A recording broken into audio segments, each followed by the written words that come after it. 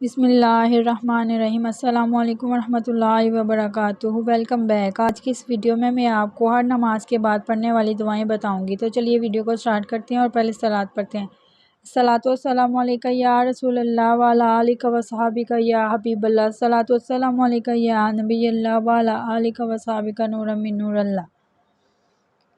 ہر نماز کے بعد کی دعائیں۔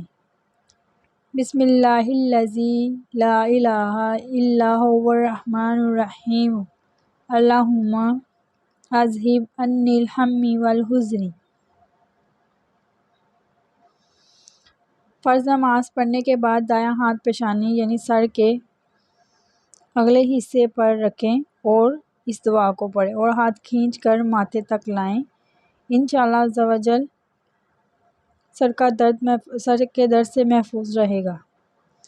اس کا مطلب ہے یعنی کہ اگر آپ کو سر میں درد ہے تو آپ اپنے ہاتھ کو سر پہ رکھیں اور اس کو کھینچ کر ماتھے تک لائیں اور یہ دعا پڑھیں۔ اگر آپ کے سر میں درد ہوگا تو انشاءاللہ اس سے ٹھیک ہو جائے گا۔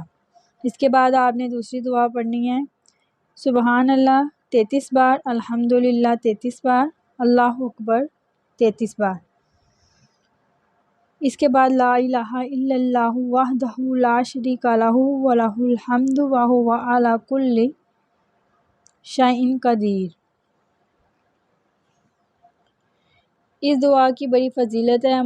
صحیح مسلم میں حضرت ابو ہریرہ رضی اللہ تعالیٰ عنہ سے روایت ہے کہ رسول اللہ صلی اللہ علیہ وآلہ وسلم نے ارشاد فرمایا، جو ہر نماز کے بعد 33 بار سبحان اللہ 33 بار الحمدللہ 33 بار اللہ اکبر کہے، یہ کل 99 ہوئے، اور یہ کلمہ طیبہ لا الہ الا اللہ پڑھ کر 100 عدد کی تسبیح پوری کرے تو اس کی تمام خطائیں بخش دی جائیں گی، اگرچہ سمندر کے جا کے مثل کیوں نہ ہو۔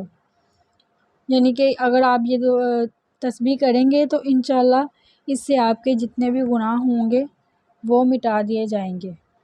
صدق اللہ العظیم۔ ویڈیو اچھی لگے تو لائک کریں۔ ملتے ہیں کسی اور ویڈیو میں، تب تک کے لیے اللہ حافظ۔